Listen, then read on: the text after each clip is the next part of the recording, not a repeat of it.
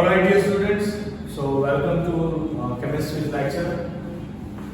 आज के सेशन में हम लोग पढ़ाई करेंगे बच्चों 4.11 एक्सरसाइज से। मैं आपको क्वेश्चन सॉल्व करवा रहा हूँ 4.11। लास्ट सेशन में हम लोगों ने फर्स्ट ऑर्डर में प्रेशर के टर्म्स को लेके क्वेश्चन सॉल्व किए। आई एम श्योर आप लोगों ने बहुत अच्छे से उसका प्रैक्टिस भी कर लिया होगा। अब मैंने जैसे बताया था लास्ट सेशन में कि मैं आप लोगों को रेट लॉ को कंपेयर करके कैसे आपको ए एंड बी का वैल्यू निकालना है वो टाइप के न्यूमेरिक्स साथ सॉल्व करवाऊंगा।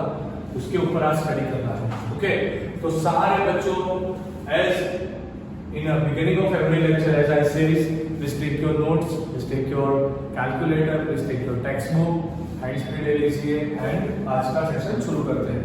4.11 क्वेश्चन क्या दिया है? The following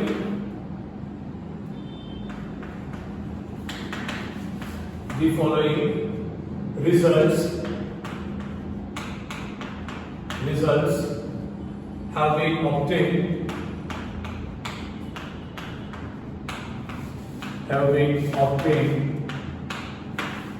during the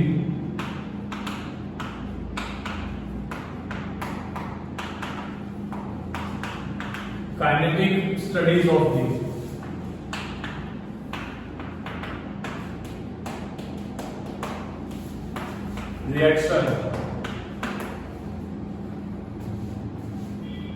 reaction दी गई है 2a plus b gives c plus d। Okay, experiment table आपको दिया गया है। ए का कॉन्सेंट्रेशन मोल पर लीटर में, बी का कॉन्सेंट्रेशन मोल पर लीटर में, initial rate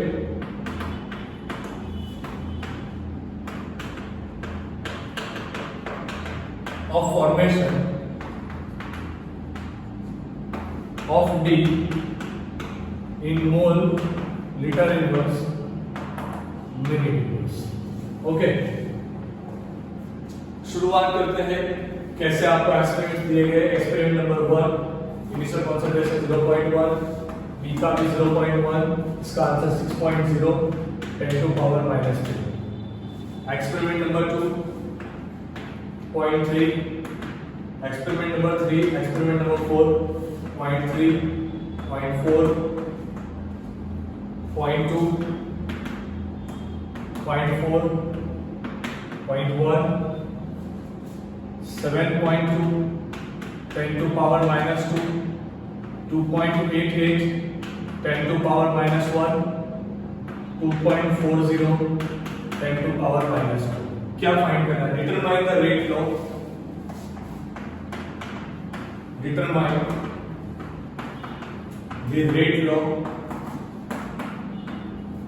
determine the rate law and the rate constant for the reaction। ये क्वेश्चन आपको दिया गया है बच्चों, तो शुरुआत करते हैं, इसे सॉल्व करते हैं। ओके, एक एक्सपेरिमेंट हुआ, ये आपके रिएक्टेंट थे, उससे बना प्रोडक्ट सी एंड डी। अब आप जैसे जानते हो कि आप रेट लो कैसे लिखोगे, तो आप लिखोगे रेट इज इक्वल टू, यहां पर लिखोगे के reactant A raise to x, reactant B raise to y। अब ऐसा लिखेंगे, सही है ना? अच्छा, अब हर एक एक्सपेरिमेंट आप देखें। पहला एक्सपेरिमेंट फ्रॉम एक्सपेरिमेंट 1, मेरा टेक्निक देखना बहुत इजी है, आपको पूरा क्वेश्चन समझ में आ जाएगा। फ्रॉम एक्सपेरिमेंट 1, एक्सपेरिमेंट 1 जब किया तब रेट मिला 6.0 10 टू पावर -3। बस तो वो लिखना, के का वैल्यू नहीं दिया। ओके, जब एक्सपेरिमेंट 1 हुआ तब ए का कंसंट्रेशन 0.1 था, तब बी का कंसंट्रेशन 0.1 था। ये हो गया इक्वेशन नंबर 1। बस इसी तरह से आप 4 इक्वेशन बनाओ। देखो, फ्रॉम एक्सपेरिमेंट 2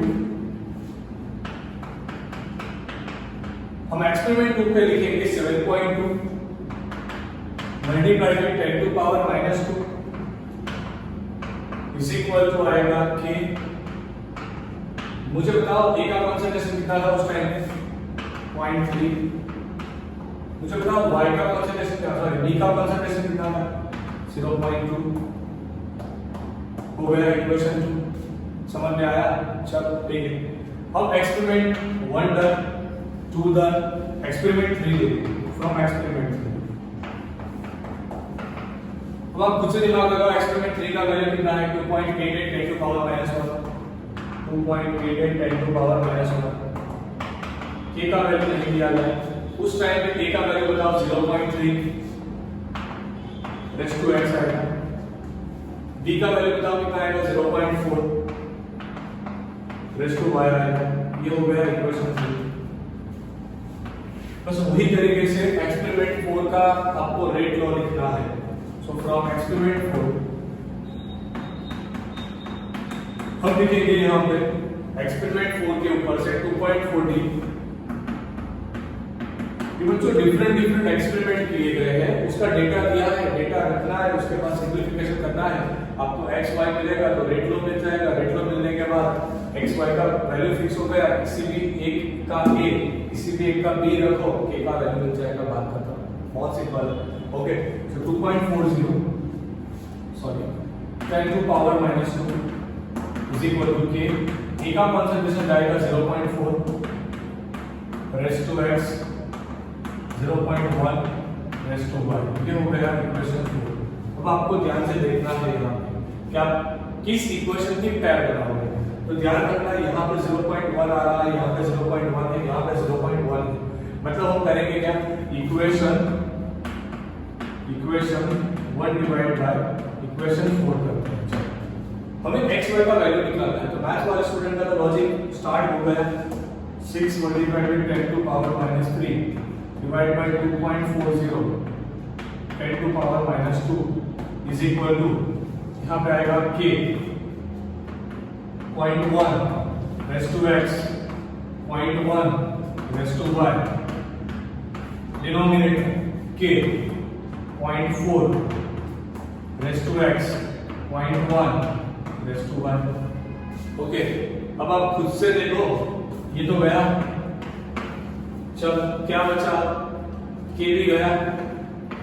अब ध्यान से देखो, इसको सिंपलीफाई करेंगे 6/1000 okay divide by 2.40 multiplied by 100, तो ये निकल के आया 1/4, मतलब कि 0.25 1/4 ओके इज इक्वल टू 0.1/0.4 0.1/0.4, तो 1/4 ये भी निकल के आया 1/4, पर ये होगा रेज़ टू x, यहाँ पे होगा raise to 1।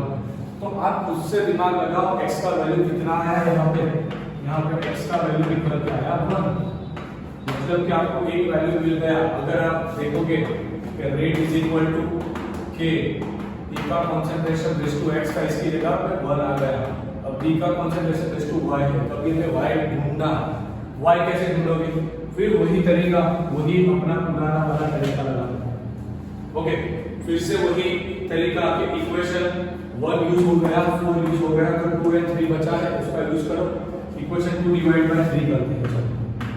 Equation 2 divide by 3 करना है, तो मैंने यहां पे किया equation 2 divide by 3 7.2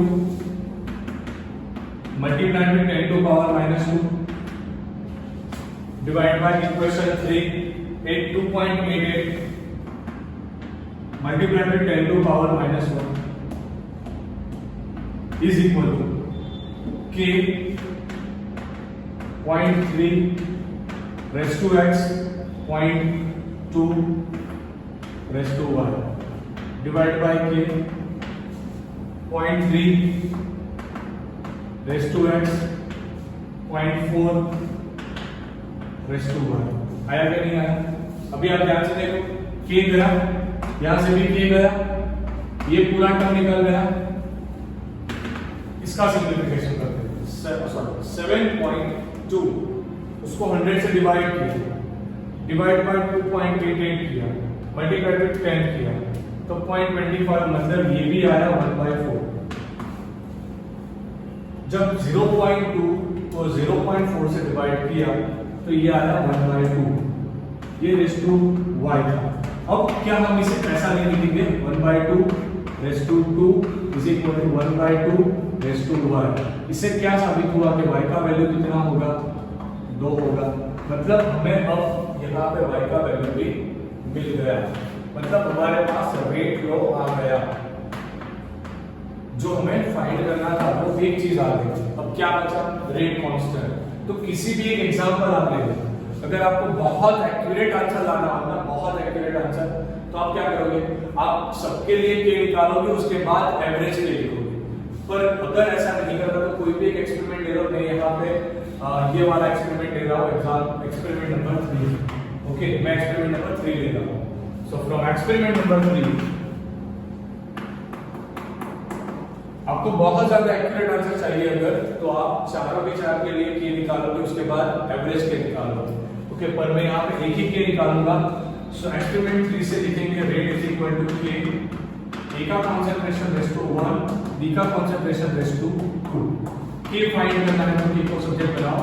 so rate divided by ए का कंसंट्रेशन रेस टू 1, बी का कंसंट्रेशन रेस टू 2 जाएगा। चलो रेट का वैल्यू बताओ, 2.88 10 टू पावर -1, 2.88 10 टू पावर -1। ए का कंसंट्रेशन उस टाइम में कितना था, 0.3, सो 0.3। बी का कंसंट्रेशन कितना था, 0.4, 0.4 रेज़ टू स्क्वायर। सबका सिंपलीफाई करना है, सो 2.88 divide by 10 divide by 0.3 divide by 0.4 divide by 0.4, overall answer आया 6। 2.88 divided by 10 divided by 0.3 divided by 0.4 divided by 0.4, overall answer आया 6। 6 मिनट इक्वल्स ये होगा हमारा ए का value. Please take the screenshot fast.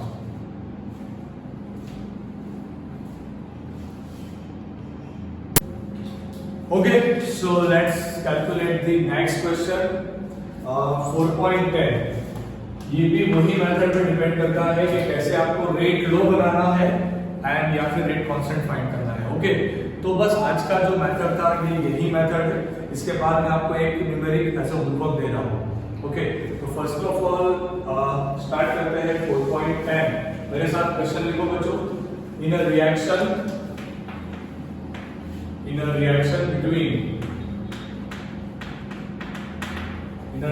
between A and B,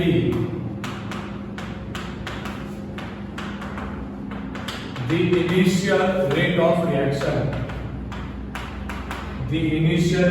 reaction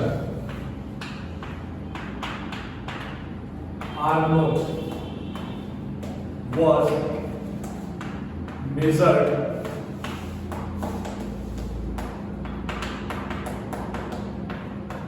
for different initial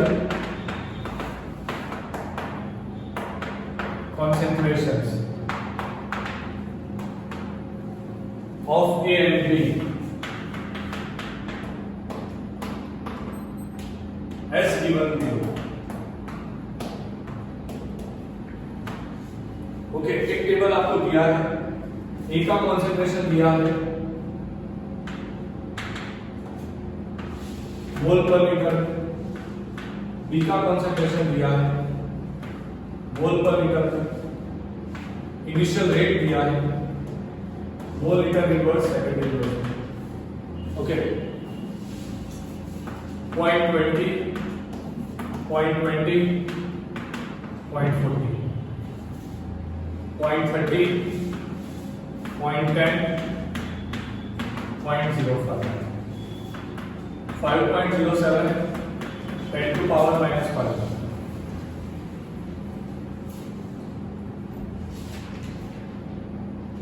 5.07, 10 to power -1, 1.42, 10 to power -4.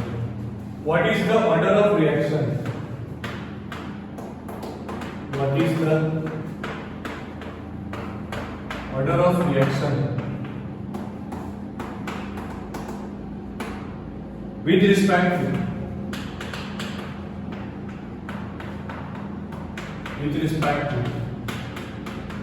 A and B. Okay, शुरुआत करते हैं बच्चों। आगे का जो क्वेश्चन था वही मेथड वही पैटर्न, आपको यहाँ पे टेबल दिया है, टेबल के मुताबिक आपको उसके मुताबिक इक्वेशन बनाना है, इक्वेशन बना के उसको कंपेयर करो, सिंपलीफाई करो, ए एंड बी का वैल्यू मिलेगा। ओके चलो, सबसे पहले फ्रॉम एक्सपेरिमेंट 1, ये हमारा एक्सपेरिमेंट 1 हो गया, ये एक्सपेरिमेंट 2 हो गया, ये एक्सपेरिमेंट 3 हो गया। सॉरी, ये एक्सपेरिमेंट 1 हुआ, ओके, ये एक्सपेरिमेंट 2 हुआ, ये एक्सपेरिमेंट 3 हुआ। डन। अब देखो फ्रॉम एक्सपेरिमेंट 1 क्या हम लिखेंगे कि rate is equal to K concentration of A raise to x concentration of b raise to y। Okay, अब आप मुझे बताओ ए का कंसंट्रेशन कितना आएगा? ए का कंसंट्रेशन आएगा 0.20 रेज टू x। बी का कंसंट्रेशन कितना आएगा? बी का कंसंट्रेशन आएगा 0.30 रेज टू y। मुझे बताओ रेट कितना आएगा? 5.07 10 टू पावर -5। ये हो गया हमारा इक्वेशन 1। अब एक्सपेरिमेंट 2 खोल लो। सो फ्रॉम एक्सपेरिमेंट 2 अगेन आप लिखोगे 5.07 10 to power -5 is equal to K. मुझे बताओ ए का कंसंट्रेशन कितना आएगा? 0.20 रेज टू x। उसके बाद जाएगा 0.10 रेज टू y। ये हो गया सेकंड नंबर वाला। ओके, फ्रॉम एक्सपेरिमेंट 3 देखो। सो एक्सपेरिमेंट 3 पर से हम लिखेंगे बच्चों 1.43 multiply with 10 to power -4 is equal to K. A का कंसंट्रेशन उस टाइम पे था 0.40, सो 0.40 रेज टू x। उस टाइम पे बी का कंसंट्रेशन था 0.05 रेज टू y। ये हो गया इक्वेशन 3। अब हमें क्या करना है? आप सब लोग जानते हो क्या करोगे, बस डिवाइड करो एक इक्वेशन। पहले इक्वेशन 1/2 करते हैं, इक्वेशन 1/2 करना है। चलो इक्वेशन 1/2 करो। 5.07 10 to power -5 divide by 5.07 10 to power -5 is equal to K 0.20 raise to x 0.30 raise to y divide by K 0.40 raise to x 0.05 raise to y। Okay done. K गया 10 5 10 5 5.07 5.07 answer आया हमारा। यहां पर से हमने क्या किया, यहाँ पे 0.40 कहां से आया? 0.20 आया। ये टर्म भी निकल रहा है। ओके, अब हमारे पास क्या बचा? यहाँ पे 0.30 था, यहाँ पे 0.10 आया। 0.10 ओके डन। 0.20 था, 0.10 था, x y। ओके, अब हमारे पास क्या बचा?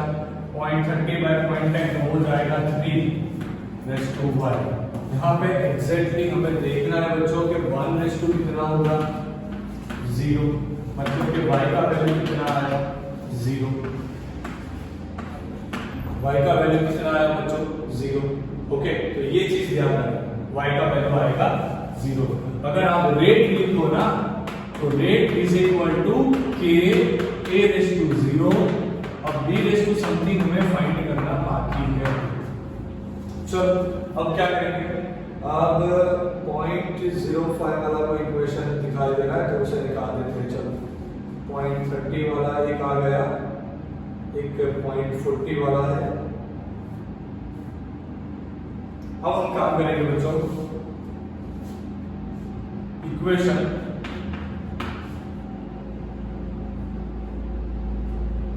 2 डिवाइड बाय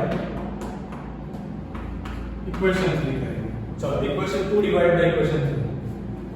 तो यहाँ पे 5.07 10 टू पावर माइनस 5 जाएगा divide by 1.43 10 to power minus 4 जाएगा। ओके,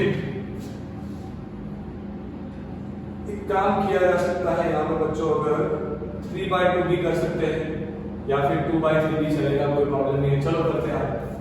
सो यहाँ पे आएगा k 0.20 raised to x 0.10 raised to y divided by k 0.40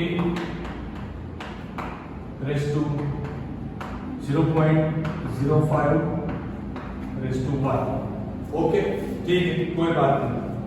अगर आप चाहो तो 3/2 करोगे तो वहां पे आंसर पॉजिटिव में जाएगा। Okay, 5.07 divided by 10 to 5 divided by 1.43 multiplied with, so इसका आंसर निकला near to 0.3545 is equal to, अब हमारे पास x का वैल्यू तो ऑलरेडी है, x का वैल्यू कितना है, सॉरी y का वैल्यू ऑलरेडी हमारे पास है बच्चों, y का वैल्यू तो 0 है। ओके, तो y का वैल्यू हम लोग 0 रखेंगे। अगर y का वैल्यू किसी भी पावर का 0, इसका मतलब 1। ओके, अब हम यहाँ पर y का वैल्यू 0 रखेंगे तो ये टर्म निकल जाएगा ना, ये इसका आंसर 1 हो जाएगा। अगर आपने देखो 0.10 raised to 0 लिखा, इससे साबित क्या हुआ 1, मतलब ये पूरा टर्म 1 हो गया, ये पूरा टर्म भी 1 हो गया। तो अब आपके पास क्या बचा, k cancel out, so 0.20 by 0.40 0.20 by 0.40, so 0.5 raised to x बचा। ओके, raised to x बचा। अब देखो, अब ध्यान से देखो कैसे x का वैल्यू फाइंड करेंगे। तो यहां पे हम लेंगे log, taking log on both sides, दोनों जगह पे log ले लीजिए। सो log 0.3545 is equal to x log 0.5। अब 0.3545 का log मतलब 13 times in the root 1 2 3 4 5 6 7 8 9 10 11 12 13 minus 1 multiplied by 3558, इसका आंसर निकल के आया minus of 0.4503 is equal to x log 0.5, इसका log 1 2 3 4 5 6 7 8 9 10 11 12 13 minus 1 multiplied by 3558, इसका आंसर निकल के आया minus of 0.3010। Okay, minus minus निकल जाएगा 0.4503 डिवाइड बाय 0.3010, तो इसका आंसर निकला x is equal to 1.496 which is almost near to बच्चों 1.5। मतलब आपको x का वैल्यू मिल गया हमारे रेट में, सॉरी y मिल गया, x का वैल्यू 1.5 और y का वैल्यू 0। ओके, तो ये आंसर हमें मिल गया। अगर आप लोग 3/2 करते हैं ना, ये आंसर पॉजिटिव में जाता तो इजी रहेगा, पर आपको कैलकुलेटर से लॉग फाइंड करना आता है तो कोई मैटर नहीं करता, आप कोई भी तरह से इक्वेशन को डिवाइड कर लीजिए। सो आई एम श्योर आपको पूरा लेक्चर अच्छे से समझ में आ गया होगा डियर स्टूडेंट्स। तो आज हमने सॉल्व किया 4.9 4.11। अब आपका होमवर्क फटाफट से इसे कॉपी में नोट डाउन कर लीजिए, आपका homework 4.12 from the exercise. Okay, ये आपका होमवर्क है, बहुत इजी क्वेश्चन है, करना कुछ नहीं है, एक बार देखो, खुद से दिमाग लगाओ, अच्छे से आप सॉल्व कर पाओगे। And thank you dear student for watching this video, don't forget to share, like and comment this video. Okay, कल फिर मिलेंगे नए सेशन के साथ, इसको कॉपी में लिखो, स्क्रीनशॉट ले लो। आज के दोनों न्यूमेरिक्स बहुत इंपॉर्टेंट थे, इसमें से ये वाला थोड़ा ज्यादा। Okay, take a screenshot fast.